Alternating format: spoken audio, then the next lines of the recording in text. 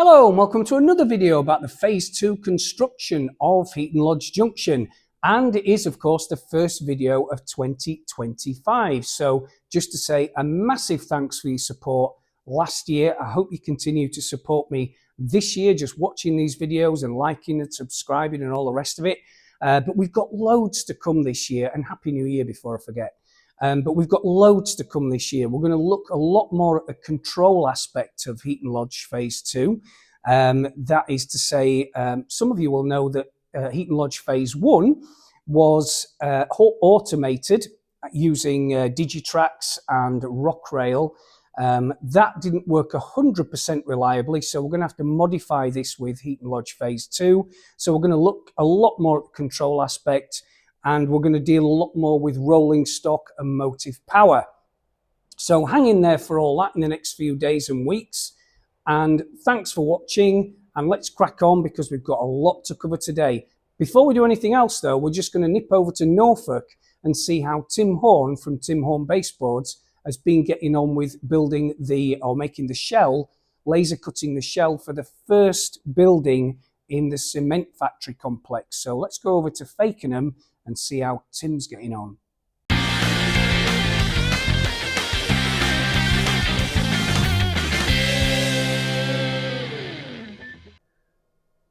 Right, so here we are at Tim Horn Baseboards again. Tim's actually been busy making the next building. I've forgotten what number building we're on now. Building number 2. Building number 2, Tim, isn't it? Yeah, it's the one where it's going to pop up on your screen now, but it's where the when you come into the cement factory complex, it's probably the second building on your right, if that makes any sense. Again, there's a picture coming up of the original one now. But this shows you, this is a Dapple O-Gauge 08, would you believe? And this shows you some scale of how big these buildings are in O-Gauge. And so you've made it out of what again, Tim? I know we're talking... So we've got some 4mm MDF for the main building structure. Yeah. The legs are 2mm MDF and again the 4mm MDF. Yeah. So I've laser etched a channel in the 2mm MDF, which then just fits over the single piece of 4mm, because obviously you can't really... No, I was going to ask you how you did that, because... it's a similar process to what we've got here on the building front. I've etched, so basically the laser just goes backwards and forwards, tiny bits, and then it takes forever to do. But it sort of nibbles. But the like effect is 2 or 3.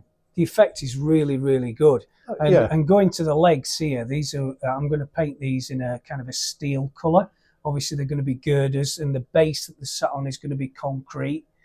But this is going to look really, really good, because I think on the original, Tim, it's got 2 silos on top. Yeah, I'm sure in the pictures you'll put up, you can see there's 2 silos. Yeah.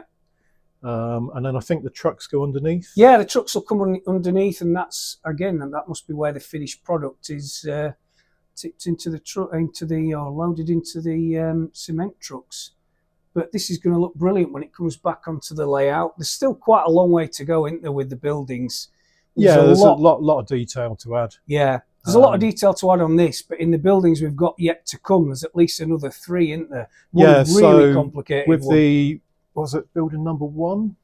Or was it number 3? The one that we've already done? Yeah, the 1.5 metre one. Of course, we've done some windows for that. I've done some window frames, because I think fantastic. I counted there's about 48 or 50 windows. Yeah, and I exactly. think you'd probably go insane doing that amount of windows. Yeah, I would. What I did was, that's the actual cutout of the window on the building. Yeah. I've just did 2 or 3 tests just to make sure they fit nicely. So they'll fit, just like the nice original. snug fit. Yeah. And again, if people have watched my videos before, they'll see how I made the lights inside the buildings. Yeah. So you've got the separate rooms lit up, so the light doesn't kind of contaminate the rest of the building. So I just wanted, really, what I'm trying to say is I wanted each individual room to be lit or not. And it's quite difficult to do, because you've just got to, what did I do now? I can't even remember what I did. Foam board, didn't I? I glued it all around the separate windows to make them look. Yeah, but no, this is dead strong. It is. Being I-beams. Yeah, it'll look brilliant. This will look great. Painted concrete with the silos on top. It should look absolutely epic. So yeah, thanks Tim, and we'll nip back to Heaton Lodge and put this on the layout and see how we go. Happy New Year. Yeah, Happy New Year.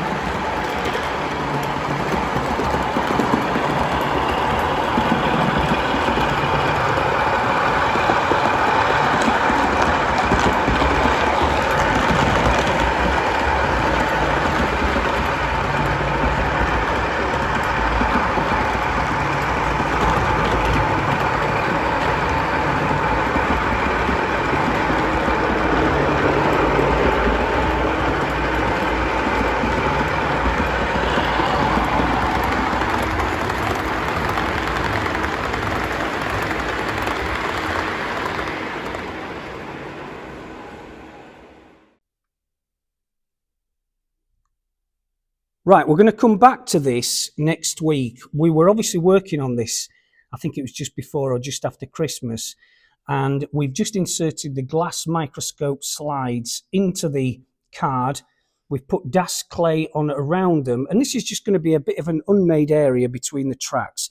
But we're going to finish this next week because I thought more interestingly was the great big pour that we're about to do just a bit further down, as you can probably see, and excuse the mess, a bit further down there, where the great big water feature is going under the girder bridge. So we're going to jump to that and we're going to come back to this soon. So let's have a bit of an update on the track laying. It's kind of mixed news, if I'm honest. The good news is the single slip and point is now down and fixed. This was an actually a single unit that I bought from Markway of Sheffield, who make O gauge and double O gauge and EM gauge and all sorts of different gauges track. It's all built on copper clad sleepers, but the problem with that is that the sleepers, as you can see, are very, very thin, which is why I've used the card underneath it to raise the track to the same height as the Pico track that connects it there. It connects to it rather there.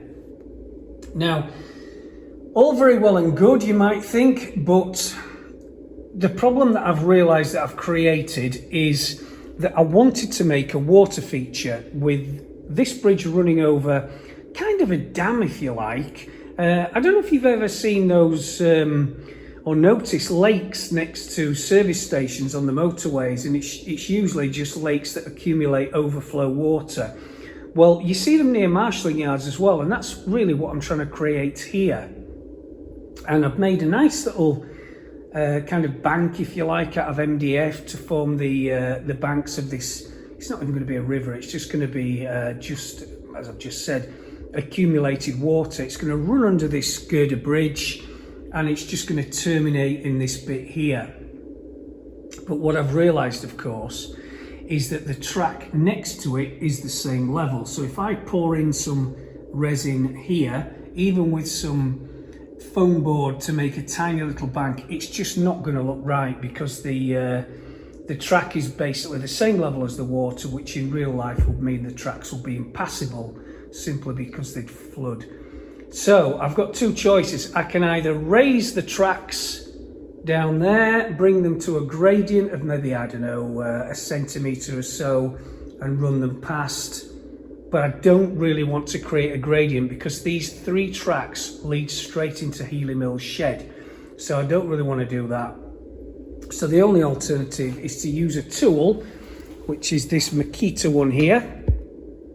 and I'm going to I'm going to cut out this section of board and fit something under in its place, which is thinner, which is going to have to be steel or aluminium to make a basic surface for this dam or water underneath. So I'm going to cut out a big part of this now, and then just fit or find some aluminium or a sheet of something steel, I don't know what, but we'll have a look in a minute, and put it in its place, and then I can create some depth, and the banks will fall down where that black marker pen line is into this steel sheet, which will take the weight of the the resin that mimics the water. So we're going to have to do that. So I'm going to crack on now.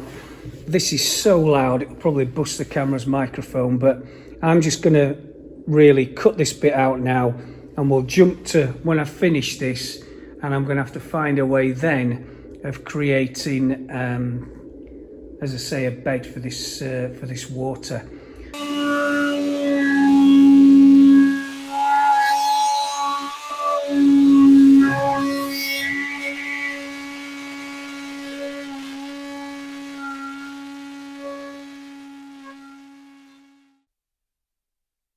Right, so one hole made.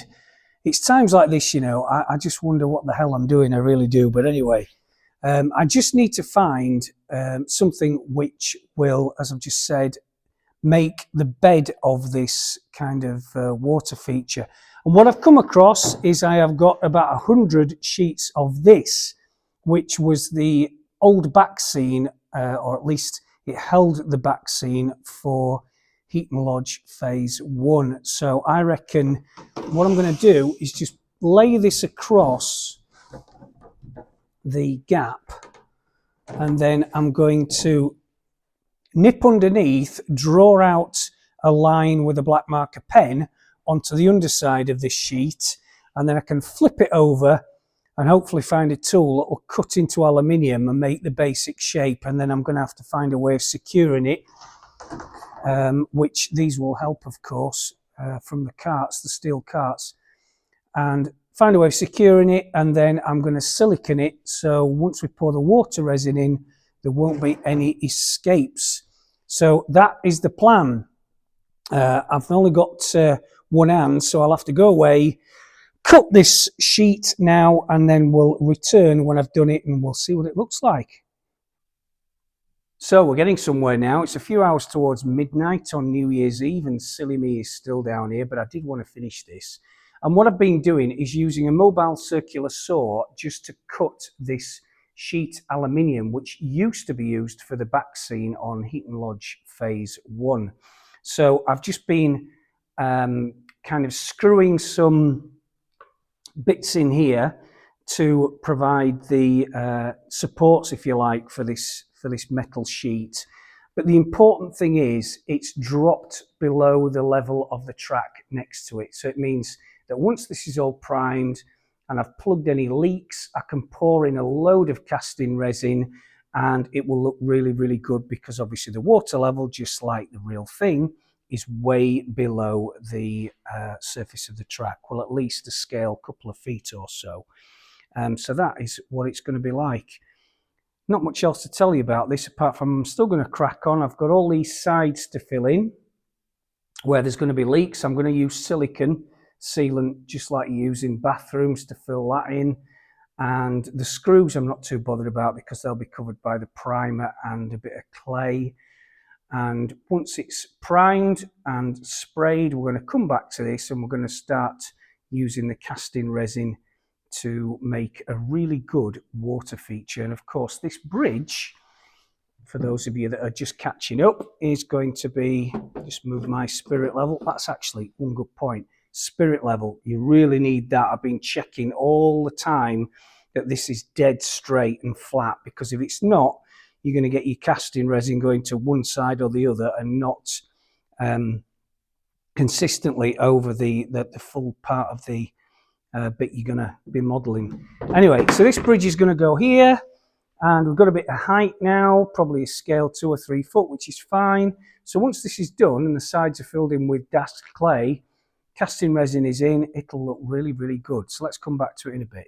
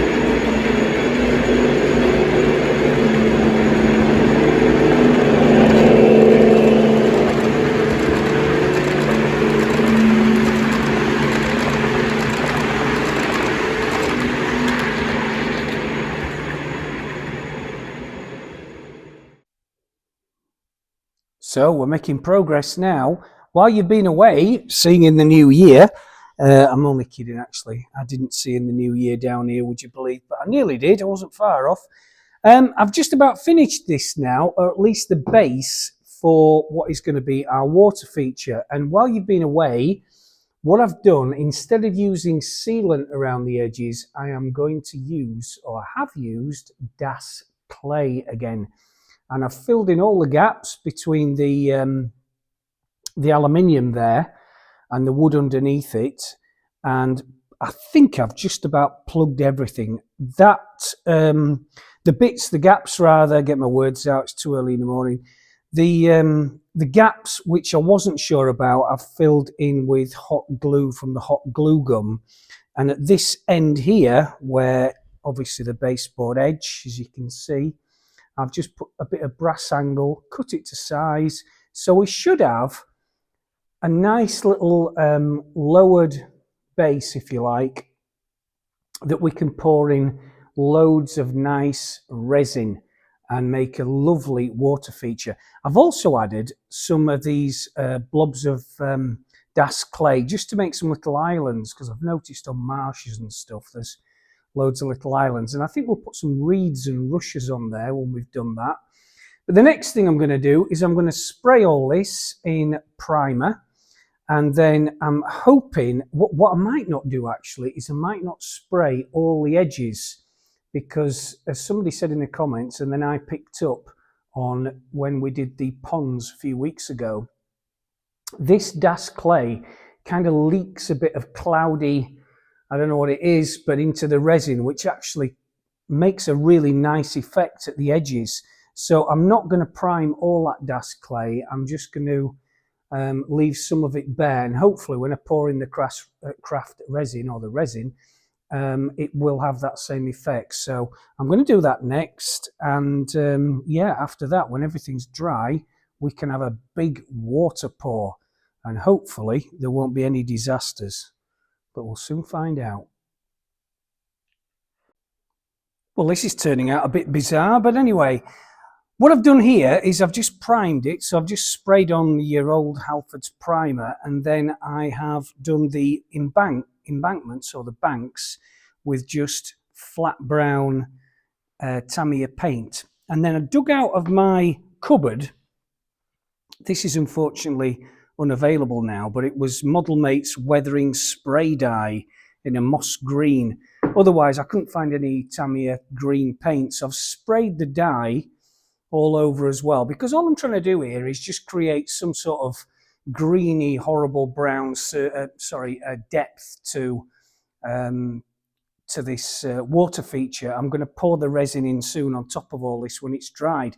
But that dye has given it, I'm not sure whether I like it or not. I don't think it looks too bad. It's probably going to turn out to be one of those things that looks awful, but actually in the end turns out okay.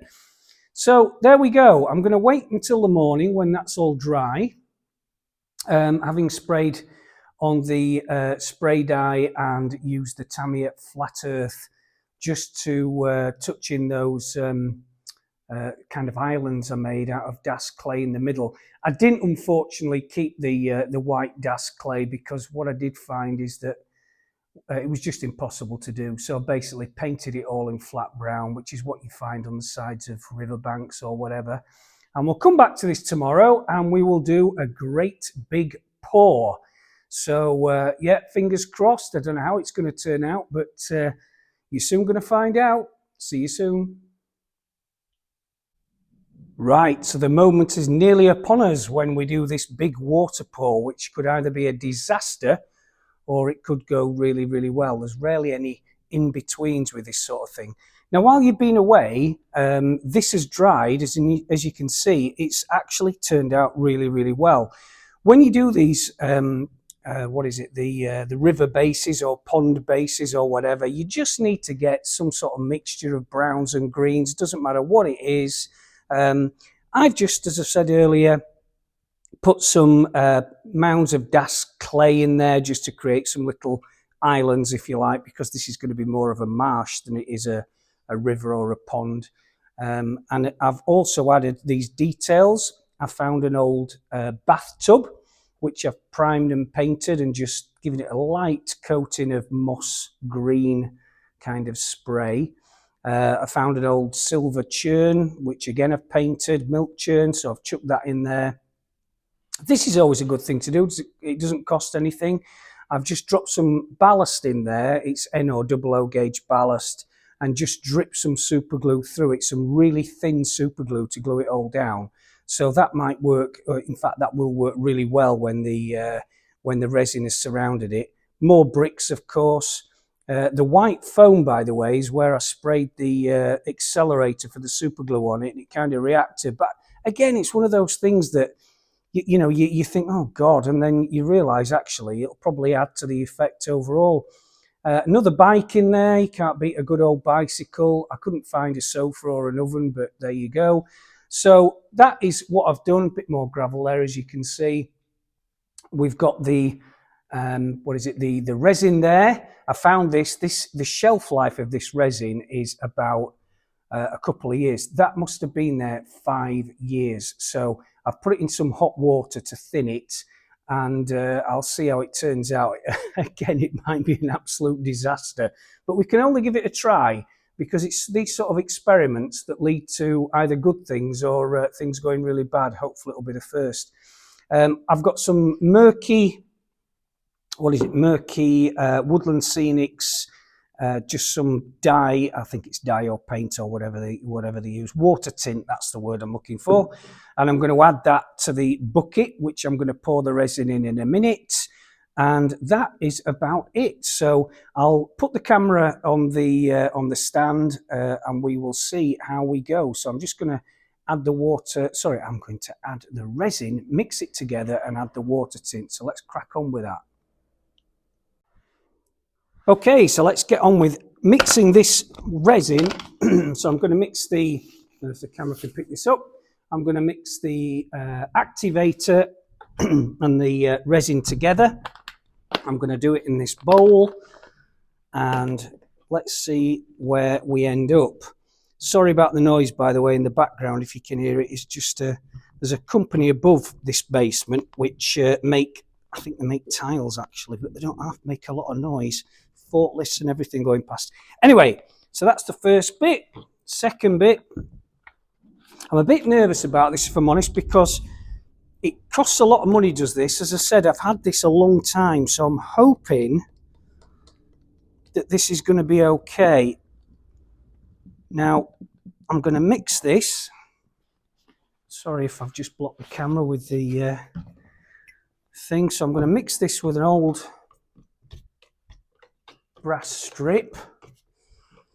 And I'm going to add, at the same time, I think you have to mix this for about 5 minutes. But I'm going to give this a really good stir, because I've only got one chance to get this right. I really have.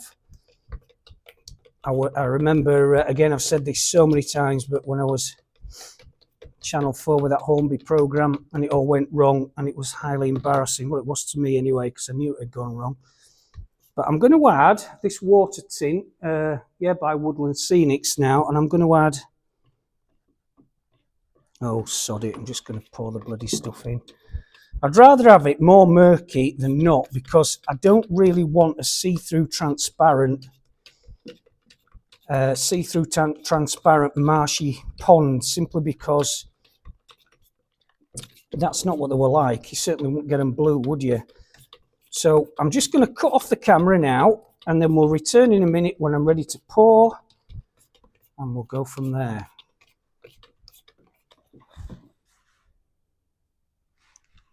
Right, folks, I think we're just about ready to pour.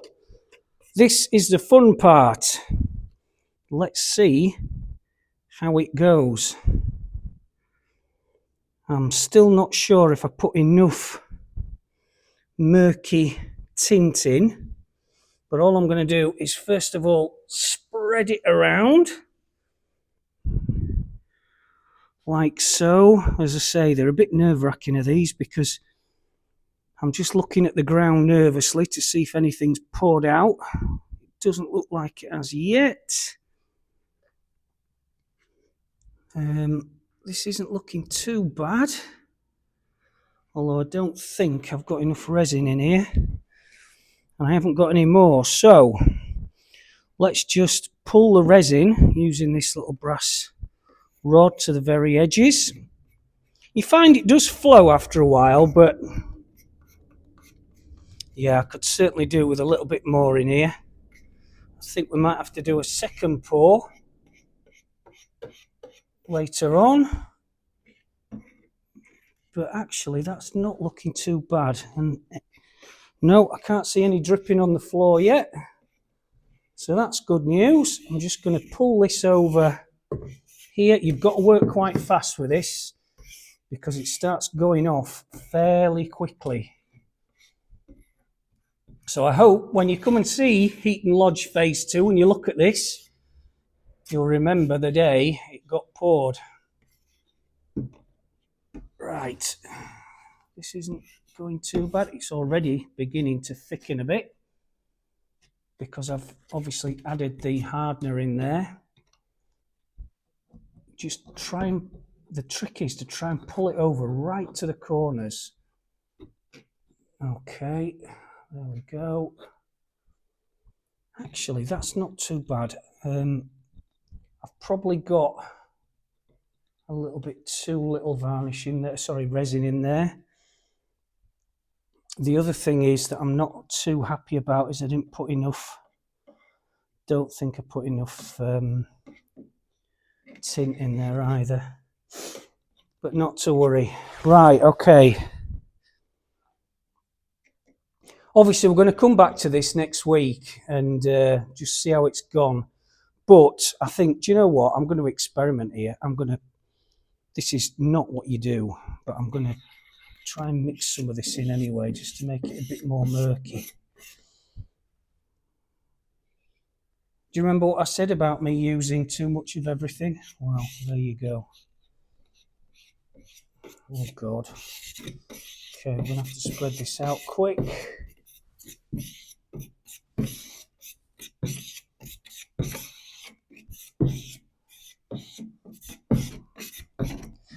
Right, let's give it a bit over here as well. So much for the instructions that you're only supposed to add a couple of drops. But never mind. We want something really opaque here, you know, so you just can't see through it. But I have a feeling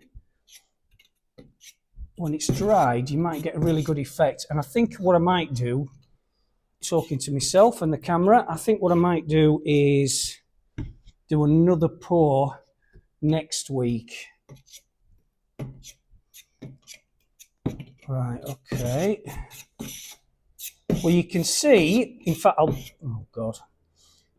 I'm going to bring the camera a bit closer. I'm going to get it off the stand in a minute, bring it down so you can have a better look.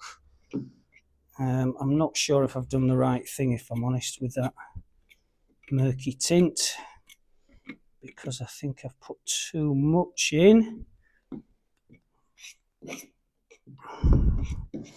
But it's all about experimenting. And in fact, you know, talking of experimentation, one of the best things I ever did was spend, I think it was the best part of 4 or 5 months experimenting on the different techniques I was going to use in Heaton Lodge Phase 1. And I was doing it most evenings, just trying to get the right combinations of static grass, trying to get everything looking great on a practice model. So when I actually came to start doing the real thing, I was going to hit the ground running, so to speak, and it really did work for me. And it's often the case where don't experiment on your own model. Just use a bit of polystyrene or some scrap and get the effect you want before you actually do the real thing. So he says, but you can't do that with resin, obviously, because it's expensive and you've got to get it right first time. But do you know what? I'm a hypocrite because... Okay, right, anyway, we're nearly there. I'm just going to leave that now. I'm going to leave that and we'll come back to that. I'll just get the camera and give you a bit of a close-up. And hopefully we should have something akin to a marshy pond. And I'm going to be adding, just on these bits here, I'm going to be adding some reeds, all sorts of things, just to make it look really detailed. Okay, right. I think we'll call it a day there. I'm just going to get that resin off the top of that bathtub. And yeah, I hope you enjoyed that. A bit nerve-wracking, but hopefully when we come back next week, we'll have something really, really good to look at. See you in a bit.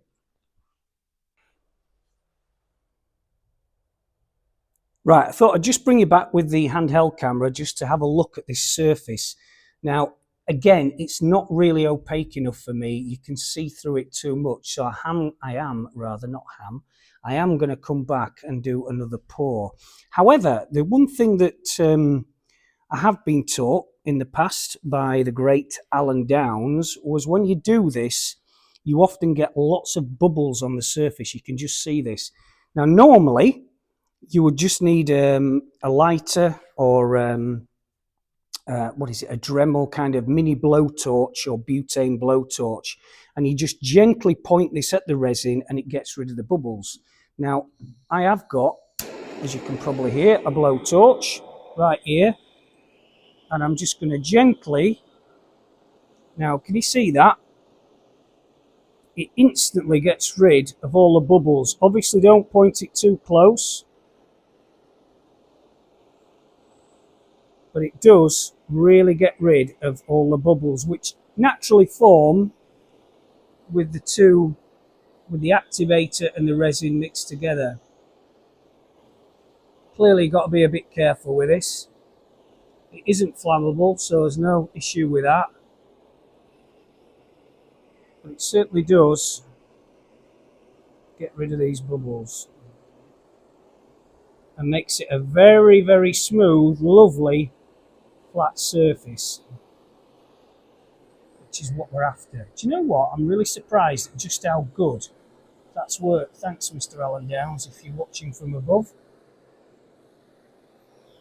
Yeah, I didn't do this with the river on phase 1. And I did get loads of bubbles, but I suddenly remembered his advice. Okay, there we go. Again, you don't need a blowtorch. It's only what I had to hand. You just need a lighter or cig lighter or even a match or just something that gives you a naked flame, but preferably, you know, a little butane blowtorch. Those little ones you can get from B&Q are really, really good. Now that has improved things immeasurably. I'm really pleased with that. Crikey, I can't believe how much that's improved. Right, brilliant. And that is going to be our water feature. Just turn this off now. And of course our bridge, which I will just pick up from behind me, is going to go across here, like so. Which is going to look really, really good once we've got all the other details and the reeds and the static grass and everything else. A big old MGR train with 48 or 38 HAAs is going to look great coming along from those sidings right down there, blasting its horn over this bridge, past Healy Mill's shed and then joining the main line. So there we go, folks. I hope you enjoyed that. We're going to come back to it next week. And we're going to detail it together, and it should be, we'll see, I'll decide then actually whether to do another pour or not. I keep saying it, but I'm amazed at just what a difference getting rid of those bubbles did. There we go. See you soon.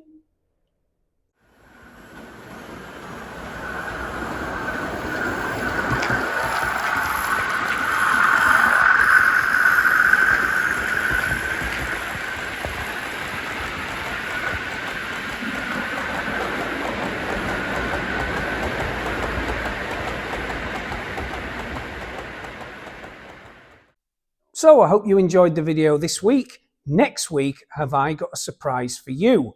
Now, for those of you that have watched these videos almost from the beginning, you'll know that the power station building, of which is half assembled behind me a bit further down, what goes with power stations? This is the question and the clue. What goes with power stations is made out of concrete and ejects steam from the top. Well, you've got it, cooling towers. Now, I've had 2 cooling towers made, which once they're stood on this layout behind me, they are going to be 3.5 meters high. So it may be that I'll have to ring Leeds Bradford Airport and warn them any low-flying planes are going to have to beware of them. I'm only joking, of course. But we're going down to Surrey together next week. We're going to pick them up in a Sprinter van, bring them back here, have a great big look at them, install the smoke units in them, and have a bit of fun. So I'm really looking forward to that. Thanks again for watching. Please like and subscribe as ever. Means a lot, and I'll see you next week.